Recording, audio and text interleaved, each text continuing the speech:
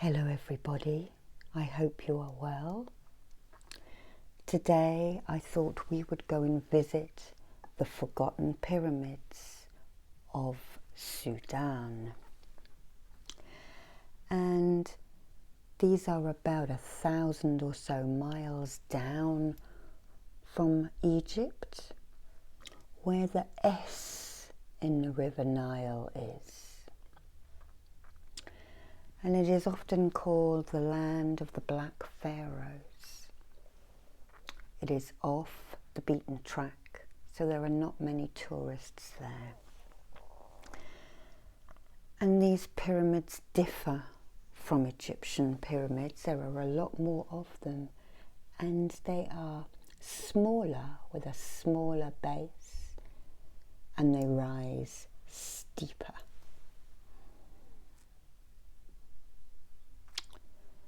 So I'm just going to turn some Egyptian harp music on that I made a while back. You can find the video.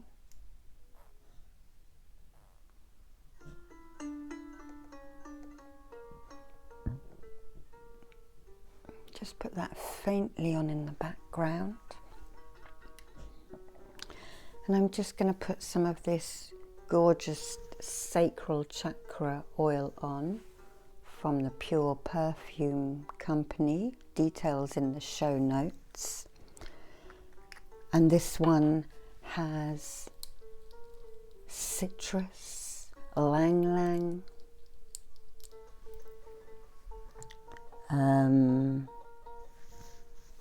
clove oil and geranium in, and it absolutely smells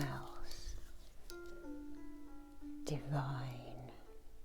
So I'm just raining that into your aura, and I'd like you just to grow your roots out of your shoulders and down past your hips and knees, down through your feet and into the ground below you, downwards and downwards and downwards until they find a giant crystal at the bottom of the earth, the center of the earth. This is tourmaline, which is also protective. And they wrap their roots around it.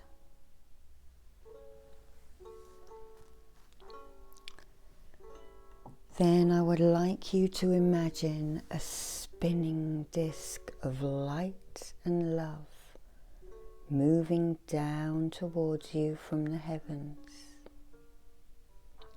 Watch as it envelops you within its layers of love, light and protection,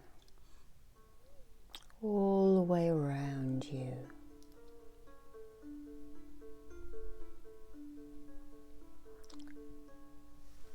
And I'd like you to take your mind out to the Southern Sahara. And we can see a tent. And behind that, the pyramids rising up into the sun with an orange globe behind them. And we're going to head out across the orange sand to the tent where there is a family waiting for us.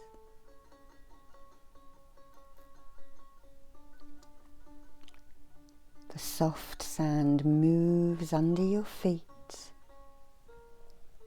with a quiet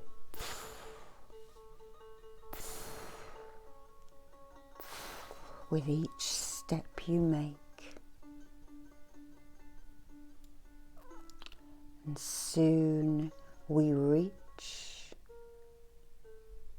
the tent, and I'm just going to draw the chocolate symbol into you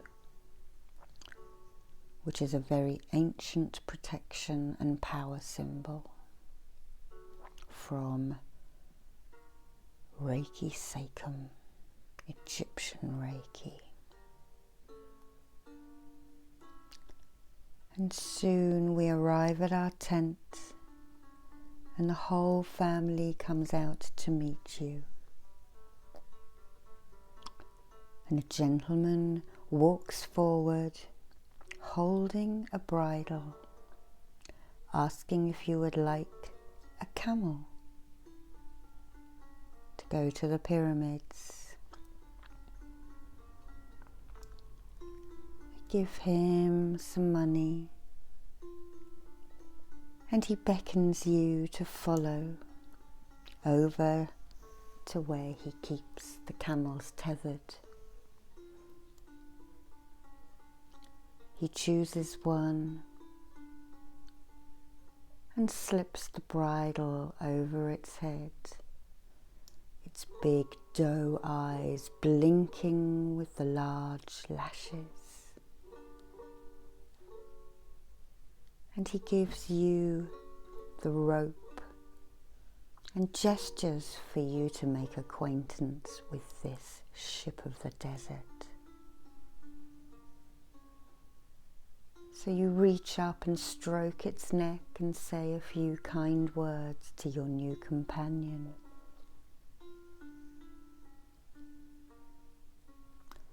If you have a bag, the gentleman ties it on to the camel now, and we start walking towards the pyramids. There are lots and lots of them that you observe, some very small, others bigger, and some of them are only halfway left. The guide tells you that some crazy Italian explorer blew the tops off because he wanted to find treasure. He tells you that the locals were so angry with this gentleman that they chased him away because he had ruined this, surely one of the wonders of the world.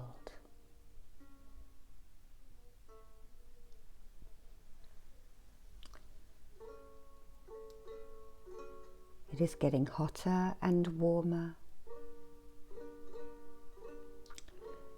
and your guide takes a length of fabric and offers it to you to wrap around your head in a turban and around your chin so that you can pull it up if the sandstorm comes in. And it immediately mops your brow and cools your head from the beating sun god Ra who shines down.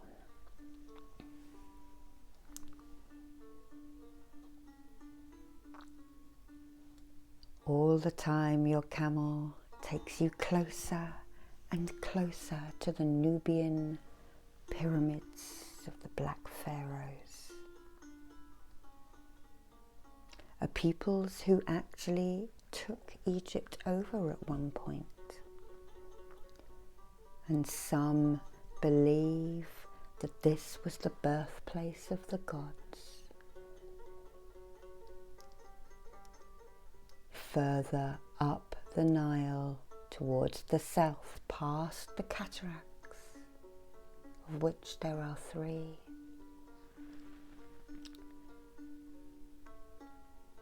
And your ship, Camel, walks on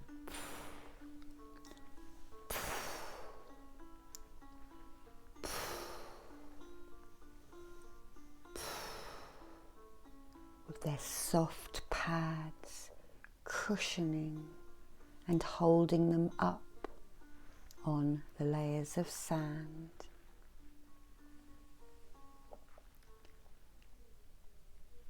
Closer and closer you get until you are starting to arrive within them, and you just let your camel walk through hundreds of little pyramids. Some of them are indeed white. Most of them are made of sandstone and granite and appear black.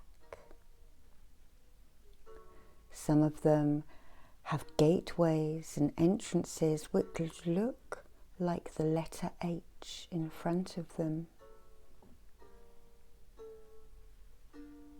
But you can't go inside these. Your guide sits down at the base of one of them and says he will wait for you here and take as long as you need.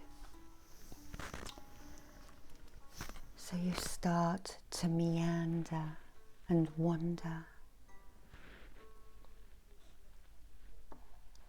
touching the sides, and also looking at some of the fallen artwork and stones.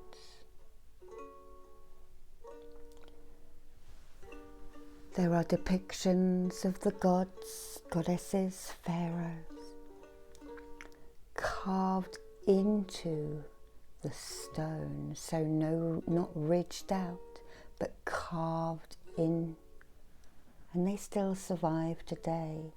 They are amazing, and they were carved into the stone so that once they died or somebody took over, they could not be erased from time.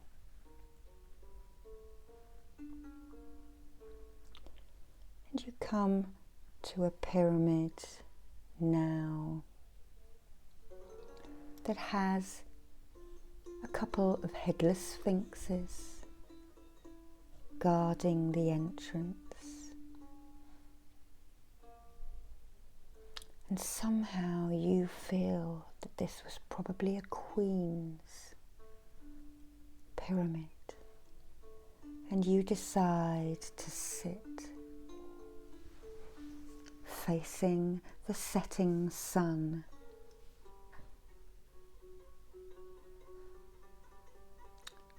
It sets through the valley in the distance, which was believed to birth Amun-Ra, the sun god. And as you sit there and the sky turns different shades of rose, pink, tangerine, and orange, you see a little scarab beetle pushing the dung with its back legs, moving backwards. And you realize that this could be a metaphor and invite the spirit of the scarab into whichever chakra you feel is appropriate. And as you watch this little creature with its little legs pushing with all of its might, you can feel it inside you clearing up the stagnant chi and moving it around, taking it away. And you instinctively reach into the area of that chakra to give the beetle a helping hand and throw it away. And immediately replace your hands, sending love, light and protection and clear chi to replenish that energy center. And this little beetle that I'm holding up is actually from Egypt. It was brought back in Edwardian times, probably a bead on a bracelet, when the Edwardians and the Victorians used to travel. And this here is the cartouche name.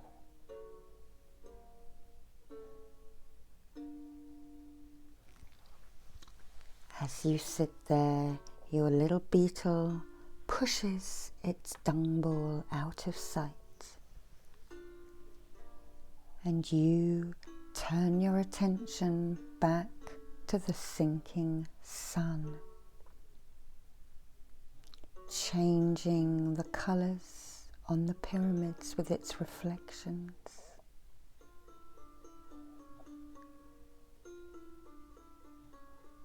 You glance down at your feet and something shiny appears to be sticking out of the sand, so you start to clear.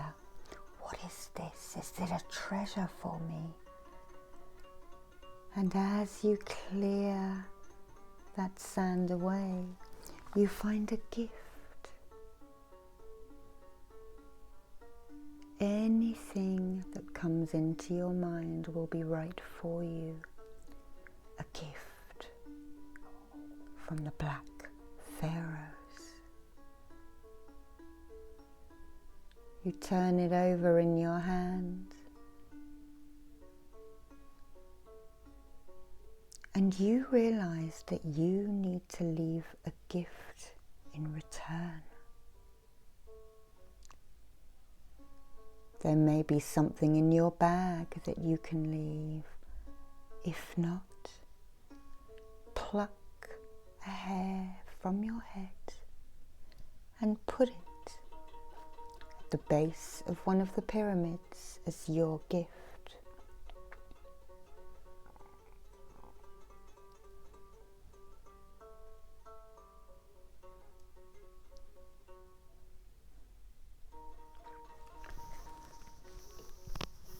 And the sun all the while is sinking. As I draw the chokerette symbol, and then the symbol of Mara for abundance.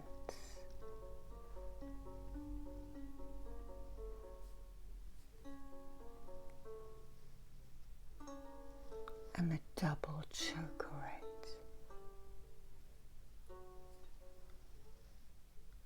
Raining in abundance and power to you.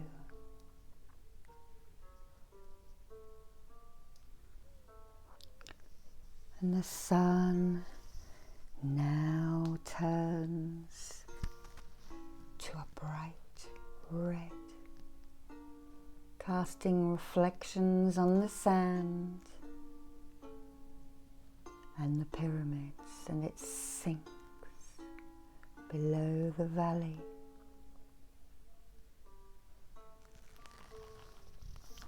And the evening sky appears.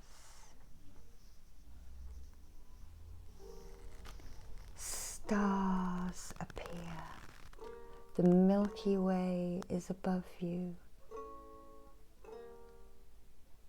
And you absorb those colours into your upper energy centres with this lapis lazuli.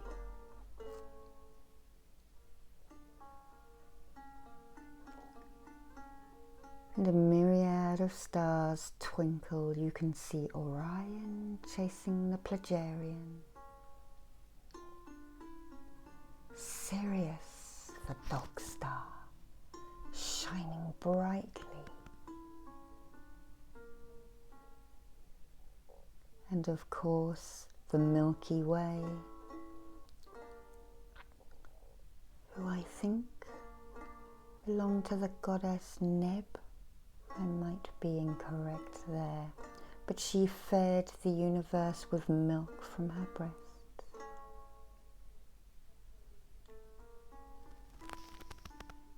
And you now arise with the light frequencies that have been shone down and given to you from the elements and from this special place. And you wander back to your guide, who is waiting patiently by your pyramid.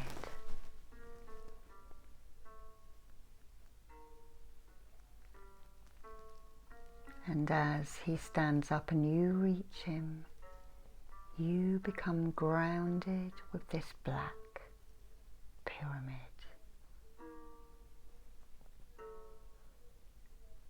And you take the lead back from your camel.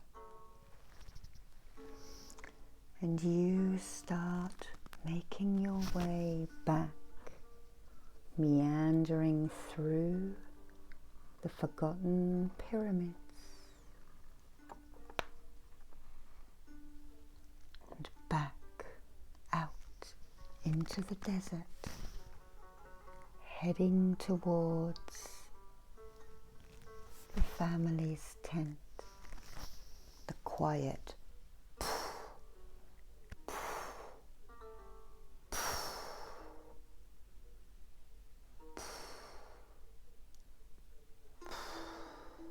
lulling you and relaxing you. And before you know it, you are back at the tents. The gentleman tells you to come again and visit any time you want. And you ground yourself again with the roots of an acacia tree.